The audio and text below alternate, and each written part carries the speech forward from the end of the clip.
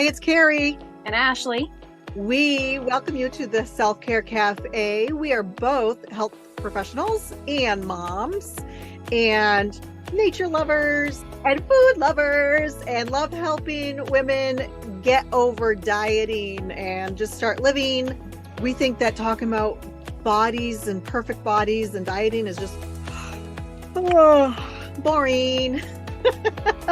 Did we put you to sleep there, Carrie? Yes. So if you are ready to ditch dieting and get to living and talk about more important things, then you are in the right place. We don't put shame and guilt on the menu here. You don't even have to tip us. Nope. Come hang with us. The advice is free. We want to have a bunch of girlfriends to just hang out with and get real with, and it's time to start living, ladies.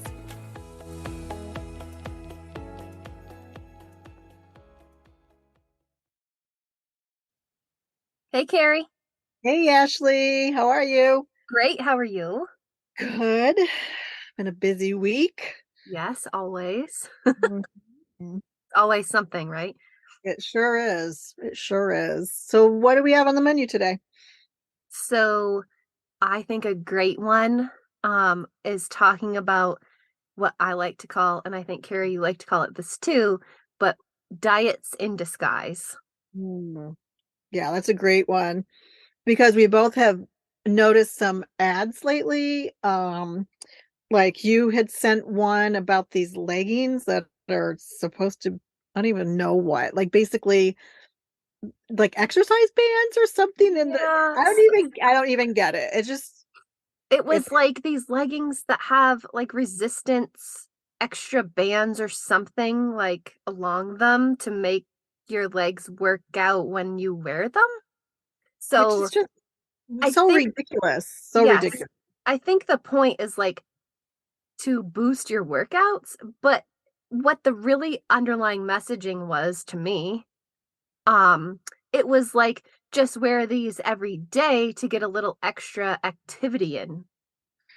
And it's Which like, why do I need to do that? Why can't I just go about my day and do my exercise or activity or movement that I like to do? I don't have to be doing it 24/7. Well, also, muscles do need rest and recovery time Yes. as well. So it would be interesting to know, like, if they ever did a study on something like that, if the muscles, if it actually does the opposite in some way. If Right. you're Like, wearing, how many of us, I wear yoga pants all the time, like all day long. I live in them. So, with if you're doing that all the time, I don't know. I don't get it. I But think there was it's, another, go yeah, ahead. I think it's like this shame piece, right? Like, oh, I'm just wearing regular leggings, but I could be wearing these ones that help me tone or shape or whatever all the time, and I'm not. So now I feel bad that I'm not doing as much as I could be doing to control my body and do more activity. Right, because you're not doing enough. Like we're never doing enough, Exactly. right? And you're Like not they, good at, yeah, you're not good yeah, enough. yeah. These we women, we moms, we're never doing enough, so we think we have to do more, and then we get stressed out and cranky and wonder why.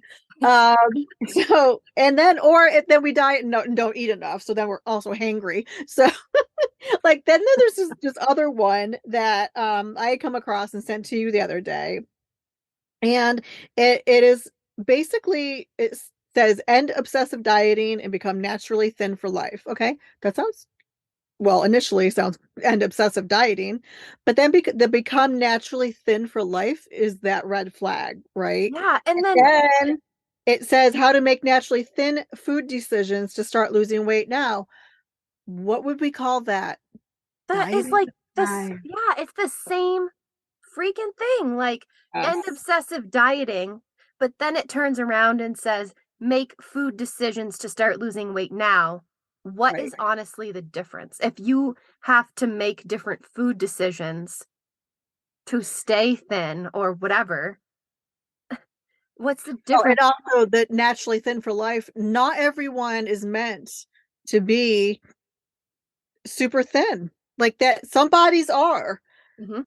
and but a lot of bodies are not. And so that's another red flag. If it says naturally thin for life, Yeah, What, yeah, it's just one more red flag. These things right. are the things that drive us You crazy. can't tell her anything, right? Yeah, and the naturally thin for life, like Carrie said, like we're we're not all the same body shape and not all of us are thin, but also some of us that might start out thin in younger years, age and hormones and life changes make us tend to become a different shape, size, all of that. That's something that I've experienced. And so we can't expect to have the same body that we do when we're 18 as when we're 40 or whatever ages you choose. Like it's just not realistic. That's another whole conversation probably about how our culture and our society really tries to not let women age and Right. all of that. But yeah, that's another thing for another day. Put that down as another another topic. But well, tell me, like, what do you think are some examples that people are likely to see Mm, uh, that we would consider diets in disguise? yeah, I think so. I'm gonna call it out because I'm Go just for it, going to. girl. So I think We're not going to be sponsored by any of these no, companies. that's fine. But Noom, I think, was one that came out that sounded really exciting at first because it talked a lot about food psychology and like changing your mindset around food, which is what Carrie and I talk about all the time. But what ended up actually happening is they're actually just giving you a diet, but calling it something nicer sounding. Like A when you actually sign up, lifestyle program. yeah, like when you actually sign up for it, it still has you like there's different colors for different foods, right? Like the red light, green light kind of situation. So higher calorie, higher whatever foods were red light foods. And Mhm. then lower calorie, lower whatever foods were green light foods. And it's just like any other diet. And yeah, maybe there are pieces that are helping people with how to think about food, but that underlying like point of trying to change your body and trying to change your weight is still there. Right, right. And a lot of these programs, like if you see the commercials for them and stuff, what Mm, do? They try to hit your emotions. right. They don't really give you facts or, these studies show, right? It's they get you right in the feels because they know it's smart marketing. I mean, Yes. that's how they people buy. People either buy off facts or they buy off their emotions. And I dare say probably the majority buy off emotions, or at least there's some sort of emotional, and you see these commercials and it's like, oh, it's going to change your life and it's going to improve your relationships and it's going to keep you around longer. It may or may not. I mean, that's the thing, but they know how to get you, how to hook you because Mhm. they're in it to make money. Right. And they do, right? Like Mhm. we spend so much money. That's why their marketing is so good because they can spend a lot of money on it because they're making a lot of money on Yeah, like us. billions of dollars a year. Yeah, the Correct. diet wellness industry is like $72 billion, and that statistic was a few years ago, so who knows what it is now, but it's probably more. Which is crazy per year, everybody. Like per year. That's how Mhm. much money we're sending to these companies to tell us that we have things wrong with us and try to fix us, and they just end up making us feel like crap, and then we probably will sign up for it again. Like we're like gluttons for punishment. Yeah, but it's because we don't know what else to do. Right. And that's what we're here for, to Yeah, there's show a better you a way. different path. Yeah. But yeah, going back to where like you might see things out there in real life. Um, Weight Watchers, I think almost everybody knows about Weight Watchers. Yes. They actually went through a rebranding. I don't remember how many years ago it was now, but quite a few years ago, they rebranded and they just called themselves like WW, and I can't remember. if it stood for something different this time around because I was just over it at that Oh, I point. don't think so. I think it still stands for Weight Watchers. Ashley's gonna look it up. I'm Googling it. What would we do without Google? Anyways. Oh, it's still like I'm still like Weight It still Watchers. says Weight Um, Watchers.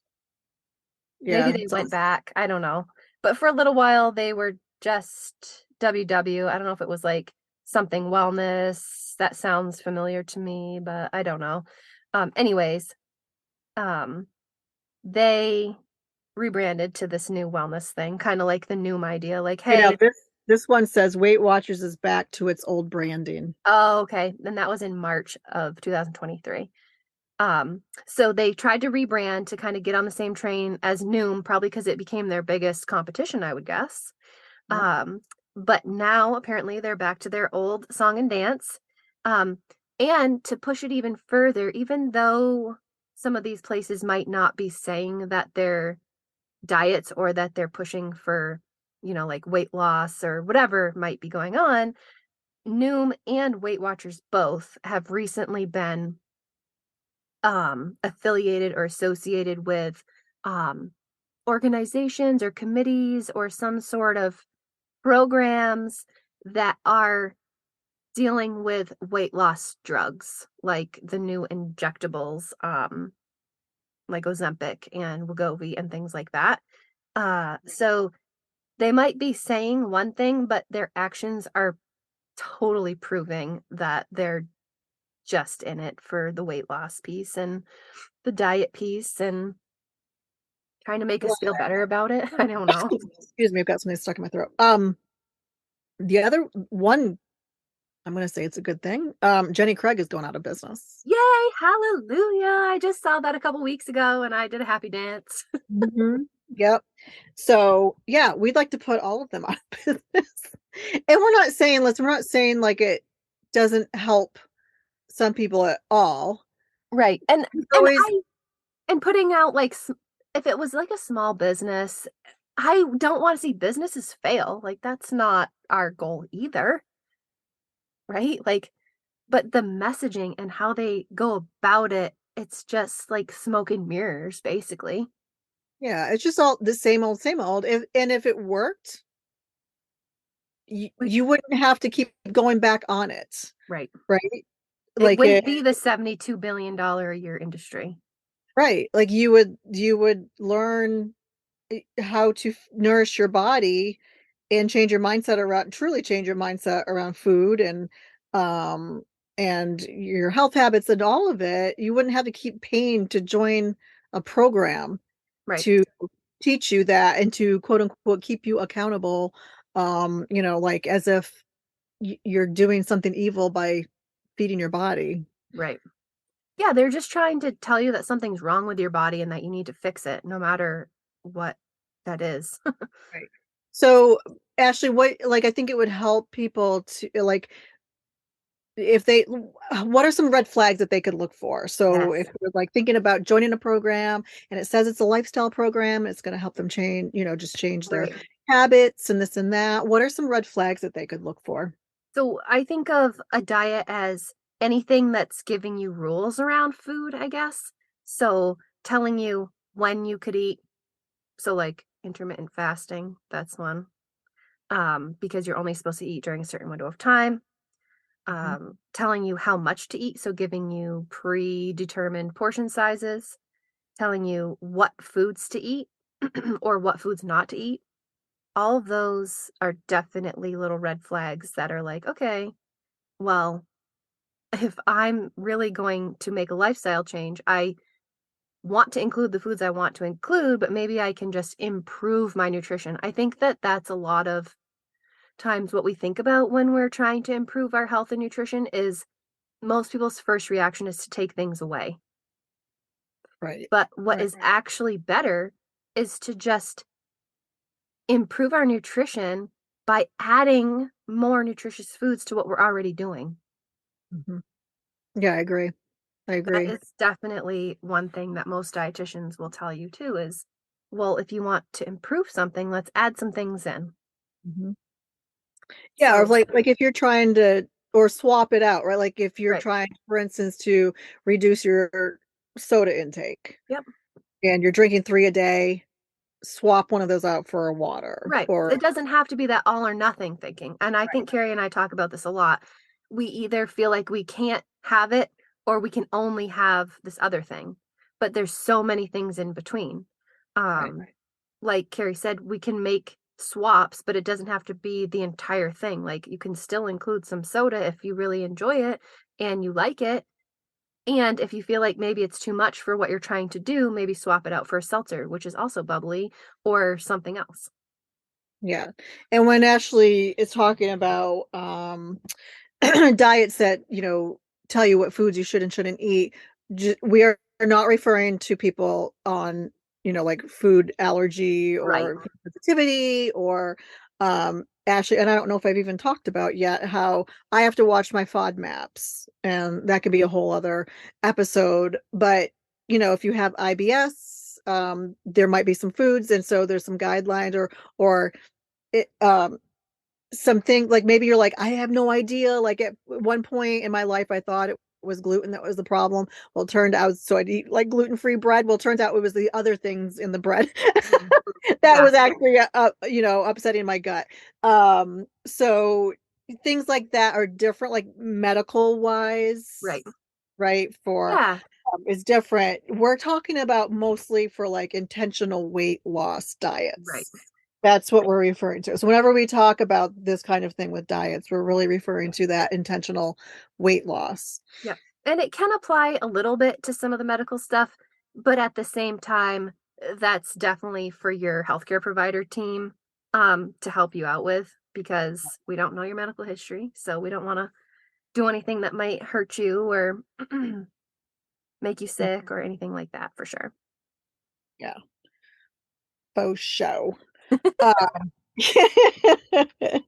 um, so there's always this thing too with like portion sizes versus Mm, serving size. yeah. What's up with that? Yeah. So I feel like as a dietitian, I talk about serving sizes a lot because that's what's on the nutrition facts label, right? Mhm. But what does that number even mean? They're literally just arbitrary numbers. Because they had to pick some amount of food to be able to analyze to give us the rest of the information on that label. So they just picked whatever.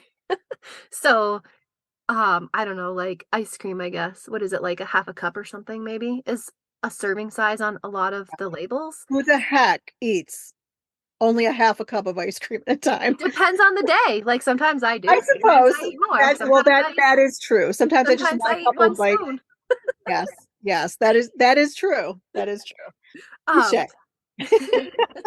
but yeah, the number that they picked is not supposed to be like the end all be all of the serving size. It's literally just they had to pick some number to put on there to figure out um how many carbohydrates is in this serving or how much sodium is in this serving or whatever. And those numbers can be really helpful for people that are trying to watch things for medical conditions or whatever they're kind of trying to improve. But I like to talk about that when we're trying to help with medical conditions like okay, well, what's the serving size and how many carbohydrates is this if we're trying to watch blood sugars, and so what does that mean, and we can go from there. But as far as like portion sizes, I consider portion size as like what ends up on your plate. And that is totally your choice. It doesn't have to be following somebody else's suggestion. Like I like this example of lasagna because it's such a big pan. But if you have this giant pan of lasagna, one, if it's not a frozen meal, like if you made it homemade or semi-homemade or whatever, I'm a big fan of the semi-homemade kind. But um, if you have this big pan of lasagna and you are really excited to eat it, who knows how big of a square you're having? Who cares? And then maybe the next day, because if you have that big pan of lasagna, it's gonna last you for like a week.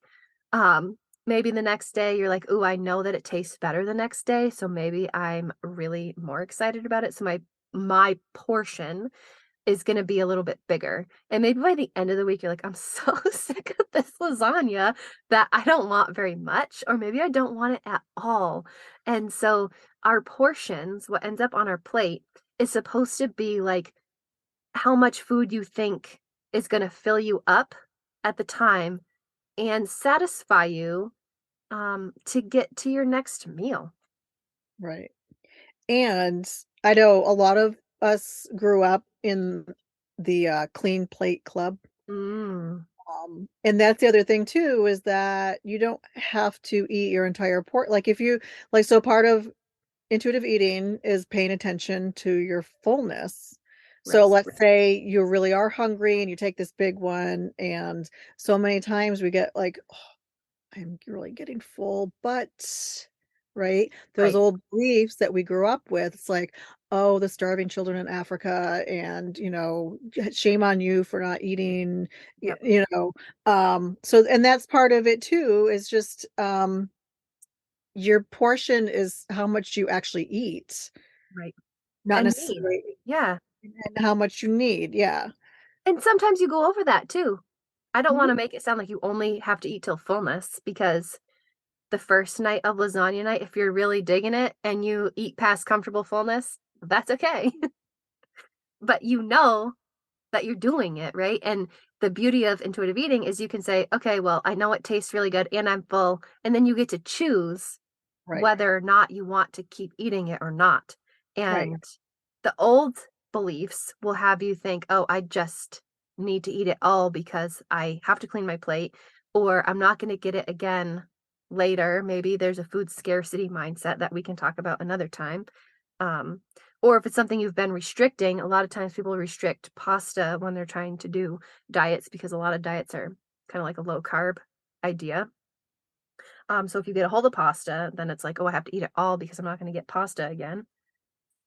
Well, I just when you were saying it I realized, like, how, conflicting, so, like, I'm supposed to eat everything on my plate, and then if that means you eat past fullness and to the point of, I'm stuffed and now I don't feel good, then it's shame on that part, shame on you for eating so much, right? Right. Like, it's so like, there's so much shame and guilt involved in food, like, no matter what, Right. um sometimes how we grew up, and it's just it's working on that mindset, paying attention to how your body is feeling, and like Ashley said, like intuitive eating, it puts you in the driver's seat. You get to choose, you have choices. No one is standing over you going, "No, no, no, don't eat that," or "You need to eat that," or "You shouldn't," and blah, blah, blah. Like, Right. it just gets right, it's like you are in the driver's seat, you're in your own body. So, you get to choose, and I know that that scares some people, Mm. because Mhm. that having that choice, not everyone wants that choice with certain things in their lives, but when you start practicing having those choices and making those decisions, it does get easier. So those of you that are like, "I just tell me what to eat and how much to eat," like we've We said see before, you. We we see see you. you, we see you, um, and we hear you, and it's okay. Um, is that's your choice too, right? Yes. Like, you that's the beauty of it, is that if that's what you wanna choose, you can choose that too. It would be our hope that, you would choose to get to know your body again, figure out, and get to decide, um, what it needs, when it needs it, um and, learn that part of it, and Mhm. it is a learning process, and Yep. it's not permanent. And it's not comfortable sometimes because you've relied on maybe external cues for so Mhm. long that it does take work and it might be uncomfortable. It might be a little scary to try to learn your body again or try to trust your body again. Um, so we hear that too.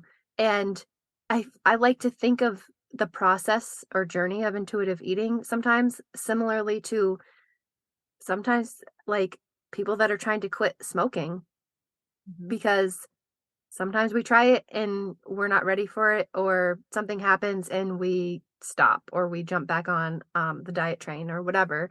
And the more times we try it, one, we learn something each time. So it's not like it's a wasted effort. We Right. learn something like what worked or what didn't work, which is making us maybe run back to dieting, but we learned something probably in the process. And so I hate to think of um trying intuitive eating as like this pass fail because that's not what it's about. It's about Not at all. exactly. It's about figuring things out. I like to think of it as a big experiment. Um, because in my scientist brain, that's just what appeals to me, I guess. But, figuring things out, exploring things, learning things, and whether you apply them or not, you've still learned something. Right, right. And I think and we've actually I remember asking, some of our members before because we need to know both sides of it, because we know that there's gotta be some appeal to dieting, or we wouldn't keep doing it, right? And a couple of the, answers were, eye-opening, I thought. One of them was they like it makes them feel like they're in control, Yes, that's a which is huge piece. interesting, um, because how do I put it? I feel like from my perspective, I feel like it's a twisted type of control though, because ultimately you're really not in control because you're not eating what you you're not deciding what you're eating. You're eating what the diet tells you to eat Right. and how much of it to eat. But I guess They also like that it's almost like a security thing. yeah, It I was feels just gonna like, say right? something like that. It's kind of like control in the moment because, like, I can adhere to this thing, Yeah. I guess. Well, and it also feels good, right? Like when you do adhere to it, Right, the satisfaction piece of being able to quote unquote do it. satisfaction. Yep. Yeah. And then if you have friends who are on the same diet, if you're competitive, Right. like some satisfaction with, oh, well, my weight went down more this week or whatever. But taking a step back and looking at the big picture, it's very short lived. Yeah. Yeah. It's not it's becoming that into that mindset, and, of course, there's all kinds of apps that help you with that and help you with your accountability, and we Mm. have some issues with those also.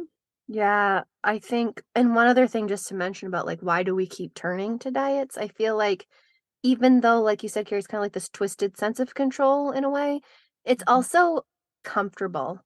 Yes, Not absolutely. it like, isn't comfortable, but we're used to it. It's in our comfort zone, I guess, is a better way Right. to put it. Like, Familiar, so it's it's part of our comfort familiar. zone. Yeah, exactly. So we know what to expect. We've done it before, whereas intuitive eating and not having quite as much structure, and we can talk about this, or we sort of did talk about it a little bit in one of our last episodes about meal planning with intuitive eating and how you can get some structure. Um, but intuitive eating feels way less structured and really scary. And so it is more comfortable or within most people's comfort zones to stick to the dieting. Yeah. Yeah, and I can't remember if I gave this example before, like the difference. So, if you take a horse and you have, 'cause a lot of people think, that intuitive eating just it has no boundaries, and you can just eat whatever you want, anytime you want, as much as like, there's like, that's just like, just eat whatever you want. That's kind of what they boil it down to, which is Right. not it at all, but it's kind of like if you have a horse and you have it just roaming wherever, right? There's no fence, there's nothing. The horse can go wherever it wants. That's what people think intuitive eating is. Hmm. Versus let's take that same horse and put it on a short rope. Right. In my opinion, that's what dieting is, Yes. because you are only allowed this much slack and, you have to follow the rules, right, and stay Mhm. right there. Versus if you take this same horse and put it in a pasture with a large pasture, but fence around it so it has its boundaries, Yep. that is really what intuitive eating is. It's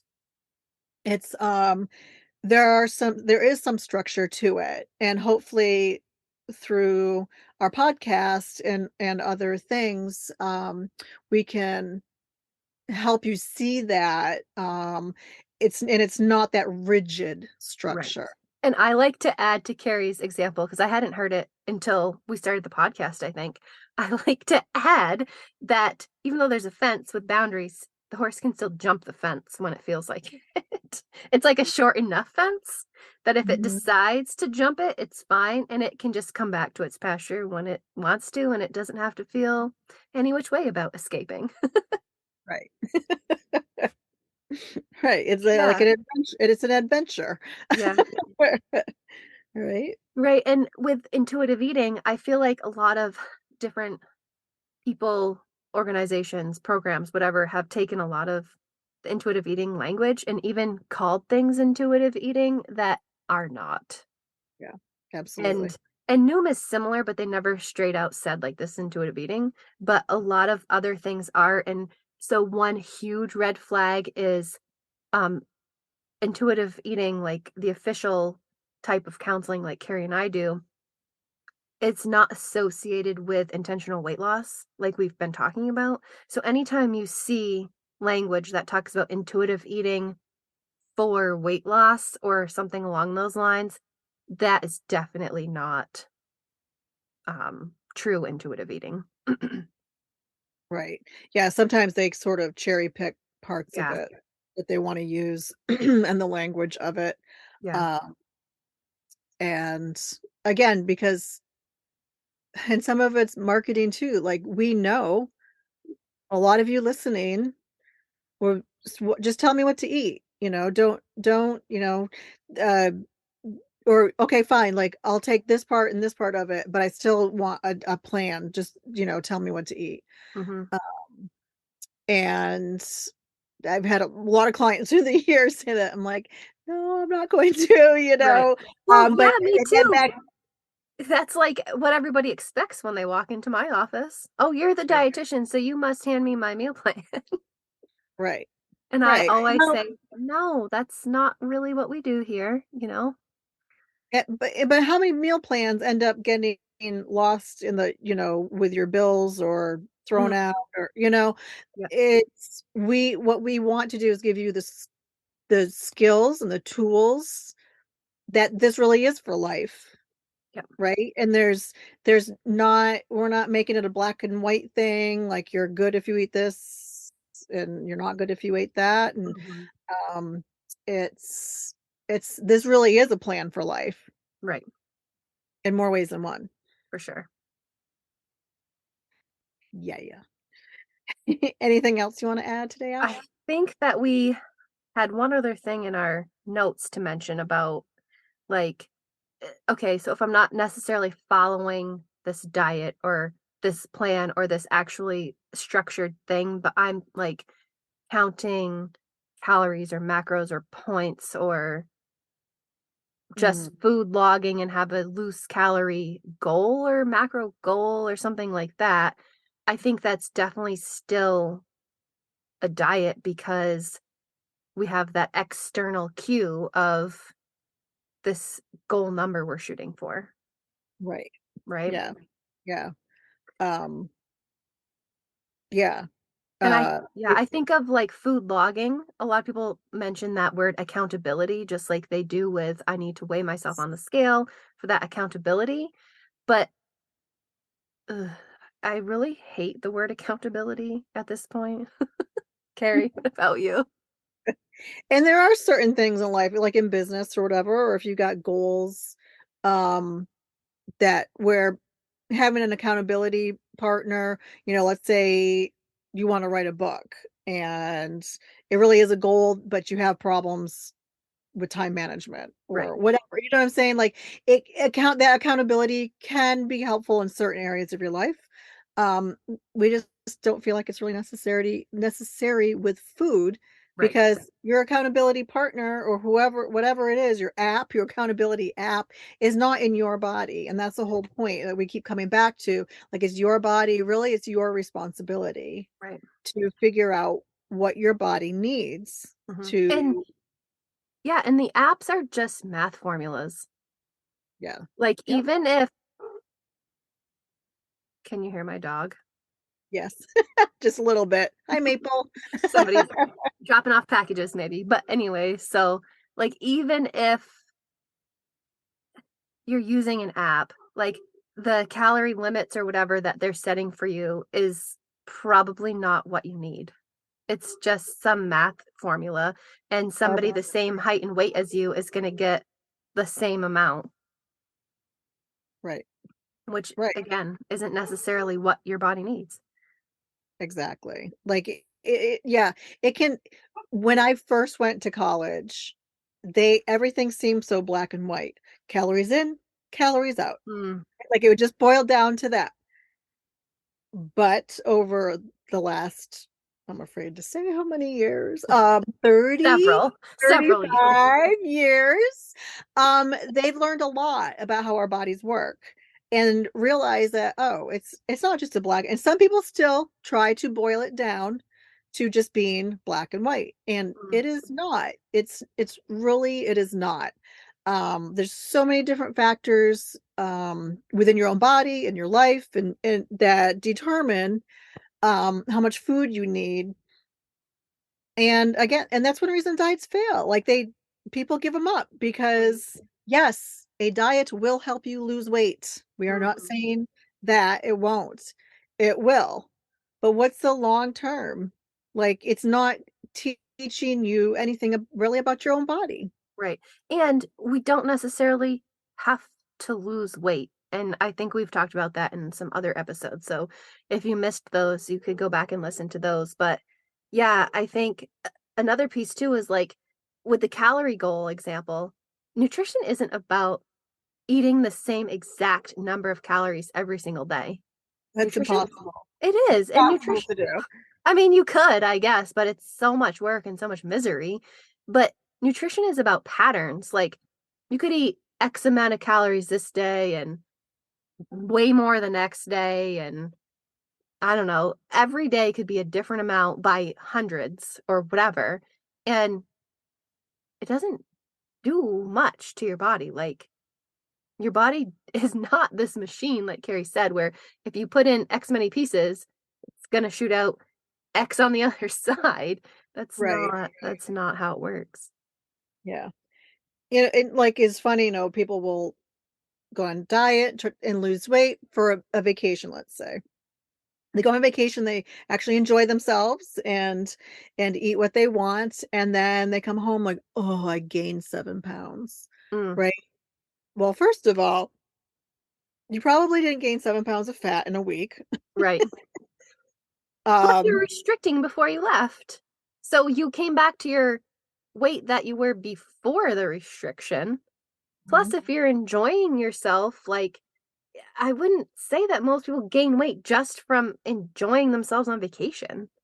No, a lot of it is if you were restricting carbs, for instance, Yep. and you ate carbs, right? Like, carbs hold on to more water weight, Mhm. and so does sodium, and so does alcohol. Like, I all was of it. just going to mention that there's usually more alcohol consumption on vacation. Yeah, Well, I guess not for everybody, but a lot of times there's more alcohol consumption than what you're used to. Like vacation is just a whole different ballgame for your body because your routine isn't there, your structure's not there, your usual foods aren't there. Um, you whether might you're not be doing activity, pooping regularly on yeah, yeah. vacation, How many times have like, you it gone on throws vacation everything off. and it messes up your belly? Yeah. Or Yeah, you're walking more or less, or who knows? Like your body's just thrown into this, like, what the heck's going on? right, But right. it So deals with it and it's okay. right. I know, we get so caught up and wrapped up in stuff like that. Yes. It's one of our goals to release you and free you of that mindset. Yes.